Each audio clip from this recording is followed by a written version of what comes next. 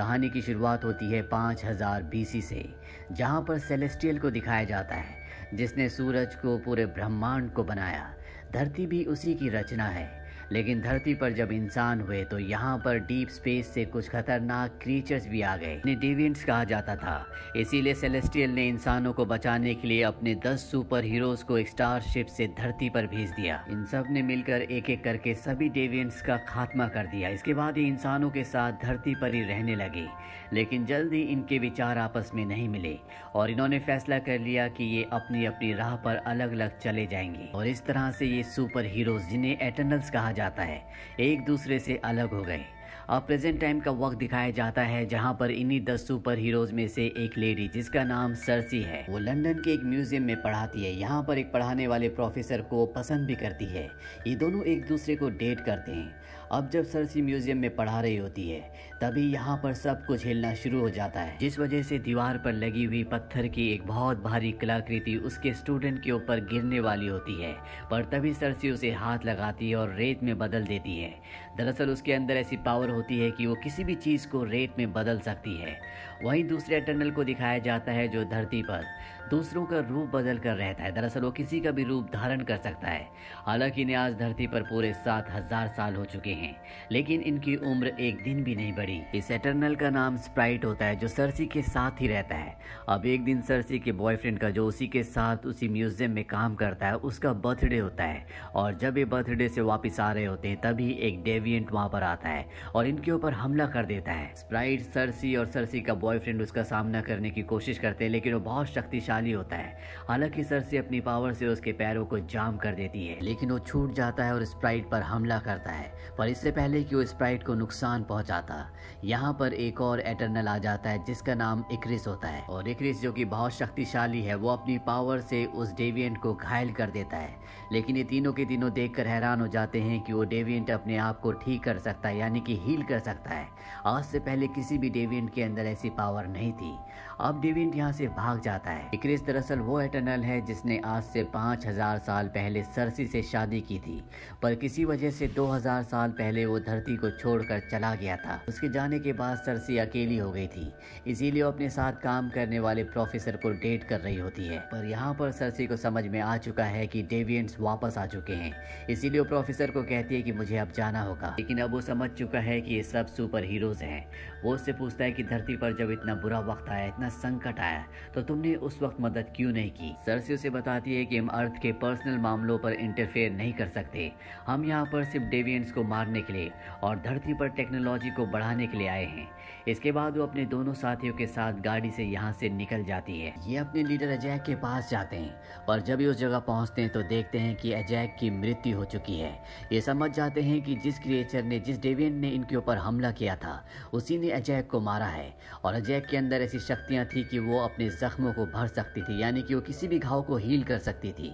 और अब यही शक्ति उस डेविएंट के अंदर है, यानी कि उस डेविएंट ने अजैक की सारी पावर्स को अपने अंदर एब्जॉर्ब कर लिया है। अभी अजैक की बॉडी से एक रोशनी निकलती है और सर्सी की बॉडी के अंदर चली जाती है, जो इस बात का प्रतीक होता है कि अजैक ने अब अगला लीडर सर्सी को चुना है। ये समझ चुके हैं कि जो डेविएंट्स इस बार लौट कर आए हैं वो बहुत ही खतरनाक है, उनके अंदर बहुत ज्यादा शक्ति है। इसीलिए फैसला करते हैं कि ये सभी एटर्नल्स को इकट्ठा करेंगे। ये एक एक करके सभी एटर्नल्स के पास जाते हैं जो धरती पर आम इंसानों की तरह रहते हैं। हालांकि कोई भी वापस आने में इंटरेस्टेड नहीं होता, लेकिन जब सब अजैक की मौत की बात सुनते हैं तो ये सब के सब इकट्ठा हो जाते हैं। अब सर्सी फैसला करती है कि वो एरिशम के पास जाएगी। एरिशम वो है जिसने इन सब को बनाया है और वो अपनी शक्ति से एरिशम के पास जाती है। और अब एरिशम सर्सी को धरती की इंसानों की सच्चाई के बारे में बताता है। वो कहता है कि हमने धरती की कोख में एक सेलेस्टियल का बीज बोया है, जिसे पूरी तरह से ग्रो होने में 7000 साल लगते हैं। जिस तरह से पेड़ पौधे अपने जीवन के लिए, एनर्जी के लिए सूरज का इस्तेमाल करते हैं, उसी तरह सेलेस्टियल को एनर्जी इंसानों से, जीवन से मिलती है। हमने सबसे पहले डेविएंट्स को बनाया था, लेकिन वो बहुत ज्यादा खूंखार हो गए, वो धरती से जीवन को खत्म करने लगे। इसीलिए हमने तुम्हें, यानी कि एटर्नल्स को बनाया, ताकि डेविएंट्स को खत्म कर दिया जाए। सर्सी ये पूरा सच जानने के बाद घबरा जाती है, क्योंकि उसे पता है कि सेलेस्टियल को धरती की कोख में रखे हुए पूरे 7000 साल हो चुके हैं, यानी कि सेलेस्टियल के बाहर निकलने का वक्त बहुत करीब है। और अगर सेलेस्टियल धरती की कोख से बाहर निकला तो धरती से इंसानियत का, जीवन का खात्मा हो जाएगा। जाएगा। दरअसल एरिशम खुद भी एक सेलेस्टियल है और वो अपनी प्रजाति को बढ़ाने के लिए इसी तरह से प्लैनेट्स का इस्तेमाल करता है। आपने guardians of the Galaxy part 2 में पीटर क्विल के पिता ईगो को देखा होगा। वो भी एक सेलेस्टियल थे जो ब्रह्मांड का विस्तार करते थे, अलग अलग प्लैनेट्स बनाते थे ताकि उनका इस्तेमाल अपने फायदे के लिए कर सके। सर्सी को पूरा सच पता लगने के बाद बहुत दुख होता है क्योंकि वो पिछले 7000 सालों से धरती पर है। वो इंसानों से कनेक्टेड है और वो नहीं चाहती कि इंसानों का खात्मा हो। सर्सी वापस आ जाती है और अपने साथियों को पूरा सच बताती है। वो बताती है कि किस तरह से इमरजेंस का दिन आने वाला है, यानी कि वो दिन जिस दिन धरती की कोख से सेलेस्टियल बाहर निकलेगा और पूरी इंसानियत का खात्मा हो जाएगा। और ये सुपर हीरोज एटर्नल्स ऐसा नहीं चाहते, इसीलिए ये अपने एक और साथी को ढूंढने के लिए अमेज़न के जंगलों में जाते हैं जिसका नाम ड्रिंग होता है। वो इनका साथ देने से मना कर देता है। अमेज़न के जंगलों में इनके ऊपर डेविएंट का लीडर और डेविएंट्स हमला कर देते हैं। सर्सी अपनी पावर से एक डेविएंट को पेड़ में बदल देती है, लेकिन ठीक उसी वक्त डेविएंट्स का लीडर इन्हीं के एक साथी को मारकर, जिसका नाम गिलगमेश है, उसकी पूरी पावर को अपने अंदर एब्जॉर्ब कर लेता है। उसकी पावर एब्जॉर्ब करने के बाद वो अपनी शक्ल बदल देता है, वो इंसानों की तरह दिखने लगता है। साथ ही उसे इमरजेंस के बारे में भी पता चल जाता है। इसके बाद वो यहाँ से भाग जाता है और अब ये एटर्नल्स अपने साथी की मौत से बहुत ज्यादा दुखी हैं। इसके बाद सारे के सारे एटर्नल्स इराक जाते हैं जहाँ पर आज से 7000 साल पहले इन्होंने जमीन के नीचे अपने स्पेसशिप को दबा दिया था। ये अपनी पावर से स्पेसशिप को ऊपर लाते हैं और जब ये स्पेसशिप के अंदर जाते हैं तो वहाँ पर पहले से एक इनकी साथी होती है जो बोल नहीं सकती और उसकी रफ्तार बिजली से भी तेज होती है।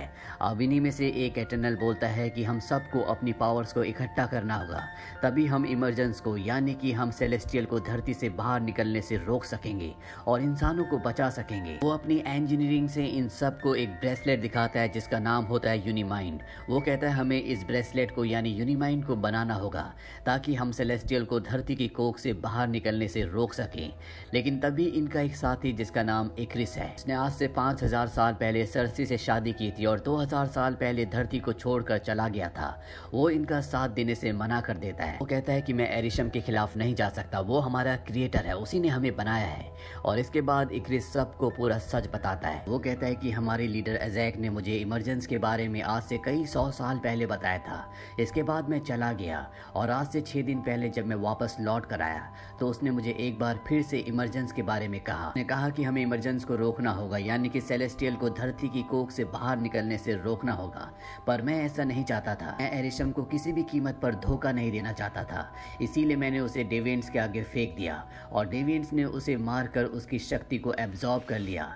उसके मरने के बाद मैं वापस उसे उसी की जगह पर ले गया जहाँ पर तुम्हें उसकी आखिरी बार डेड बॉडी मिली थी। यहाँ पर इन सबको ये सुनकर बहुत दुख होता है कि इनके लीडर एजैक की मौत का कारण इक्रिस है।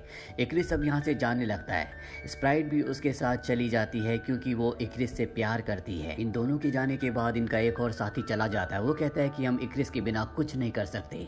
अब ये 3 यहाँ पर बचे हुए हैं। इन्हीं में एक होता है फेस्टोस। सर्सी से कहता है कि तुम्हारे पास जो स्टोन है तुम उससे एरिशम से जुड़ी हुई हो और हम इसकी शक्ति से एक बैंड बना सकते हैं।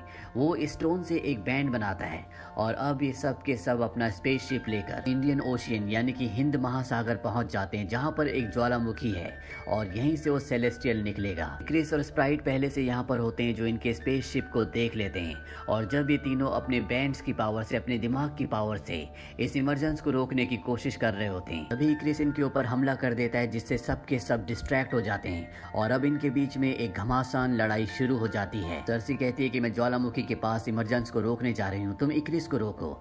सर्सी ज्वालामुखी के पास पहुंच जाती है और वहाँ सबके सब इक्रिस से लड़ रहे होते हैं। यहाँ पर डेविएंट का लीडर भी आ जाता है, वो भी इनके ऊपर हमला कर देता है। वहीं सर्सी को दिखाया जाता है कि जब वो आगे बढ़ रही होती है और तभी स्प्राइट उस पर हमला करके उसे जख्मी कर देती है। वो सर्सी को बताती है कि मैं 7000 सालों से धरती पर हूँ लेकिन मैंने कभी भी प्यार को महसूस नहीं किया और अब मैं इक्रिस से प्यार करती हूँ, इसीलिए मैं उसका साथ दे रही हूँ। और इससे पहले कि वो सर्सी को और भी नुकसान पहुंचाती, पीछे से ड्रिग आकर उसके सिर पर प्रहार करता है जिससे वो बेहोश हो जाती है। वहीं गुफा के अंदर डेविएंट्स के लीडर को दिखाया जाता है जो थीना से लड़ रहा होता है। थीना को अपने कब्जे में कर लेता, उसे जकड़ लेता और उसकी शक्तियों को एब्जॉर्ब करना शुरू कर देता है। दरअसल थीना बार बार अपनी दूसरी दुनिया में चली जाती थी, यानी कि सपनों की, और थीना के अंदर ऐसी पावर भी होती है जिससे वो खतरनाक से खतरनाक हथियार एक पल में निकाल सकती है। और तभी उसे होश आता है और उसके हाथ में 2 खतरनाक हथियार होते हैं जिससे वो डेविएंट्स के लीडर को मार देती है। वहीं इमरजेंस इमर्जन शुरू हो चुका है, यानी कि धरती की कोख से अब सेलेस्टियल बाहर निकल रहा है। सर्सी अपनी पावर से इस पूरी जगह को मार्बल में बदलना शुरू कर देती है ताकि ये पूरी जगह जम जाए और सेलेस्टियल बाहर ना निकले। क्रिस जब ये देखता है तो वो सर्सी को मारने के लिए उस तरफ बढ़ चलता है, लेकिन तभी उसे वो पल याद आते हैं जो उसने सर्सी के साथ बिताए थे। ये दोनों हजारों साल पहले पति पत्नी थे और यहाँ पर अब उसका मन बदल जाता है। उसे एहसास होता है कि वो गलत साइड था, इसीलिए वो और स्प्राइट भी बाकी एटर्नल्स के साथ मिल जाते हैं, जिससे सर्सी की माइंड की पावर और भी बढ़ जाती है और वो इस पूरी जगह को मार्बल में बदल देती है, जिससे सेलेस्टियल पूरी तरह से बाहर नहीं आता। हालांकि उसका सर और हाथ बाहर आ चुका होता है, लेकिन इक्रिस के दिल में गिल्ट होता है, इसीलिए वो खुद सूरज की तरफ निकल पड़ता है। वहीं स्प्राइट सर्सी से कहती है कि वो अब एक ह्यूमन में बदलना चाहती है। सर्सी के पास अभी भी यूनिमाइंड की पावर होती है, इसीलिए वो स्प्राइट के कहने पर उसे एक ह्यूमन बना देती है, यानी कि अब वो एक आम इंसान है। इमरजेंस के रुकने से धरती अब पहले की तरह नॉर्मल हो गई है, लेकिन अब 6 एटर्नल्स बचे हैं जो 2 टीम में बढ़ जाते हैं, यानी कि 3 धरती पर रह जाते हैं और 3 अपने स्पेसशिप में बैठकर यहाँ से निकल जाते हैं। अब जो 3 धरती पर बचे होते हैं उसमें एक होती है सर्सी, दूसरा किंगो और तीसरा फास्टोस।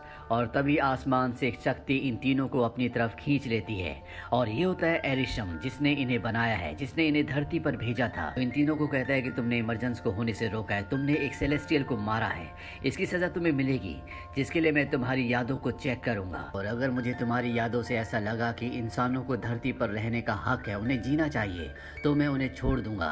और इसके बाद वो इन तीनों को अपने साथ सिंगुलैरिटी में ले जाता है। इस फिल्म के मिड क्रेडिट सीन में दिखाया जाता है बाकी 3 एटर्नल्स को जो स्पेसशिप लेकर अपने साथ चले गए थे। उनके सामने 2 लोग आते हैं जिनका नाम होता है पिप और ट्रॉल, और ये इरोस के असिस्टेंट होते हैं। दरअसल इरोस थैनोस का भाई है और यहाँ पर इरोस भी आ जाता है जो इनकी मदद करना चाहता है। एंड क्रेडिट सीन में हमें दिखाया जाता है उस प्रोफेसर को जो सर्सी के साथ उसी म्यूजियम में काम करता था और सर्सी को डेट भी कर रहा था। इसका नाम होता है डेन विटमैन। ये एक बॉक्स को खोलता है जिसके अंदर एक इबोनी ब्लेड होती है, यानी कि एक तलवार जो इसे पुकार रही होती है। और तभी डेन के पीछे से एक इनविजिबल शख्स की आवाज आती है। वो डेन को कहती है are you ready for that. और इसी के साथ ये कहानी यहीं पर खत्म हो जाती है। मार्वल्स की सभी फिल्मों के लिंक्स हमने नीचे डिस्क्रिप्शन में दिए हैं, अगर आपने नहीं देखे तो उन्हें भी आप जरूर देखें। ये फिल्म ईयर 2021 में रिलीज हुई थी। IMDb पर इसकी रेटिंग है 6.4। इस फिल्म का बजट था $200 मिलियन और बॉक्स ऑफिस पर इसने कमाई की थी $402.1 मिलियन की। उम्मीद करते हैं कि आपको ये कहानी पसंद आई होगी।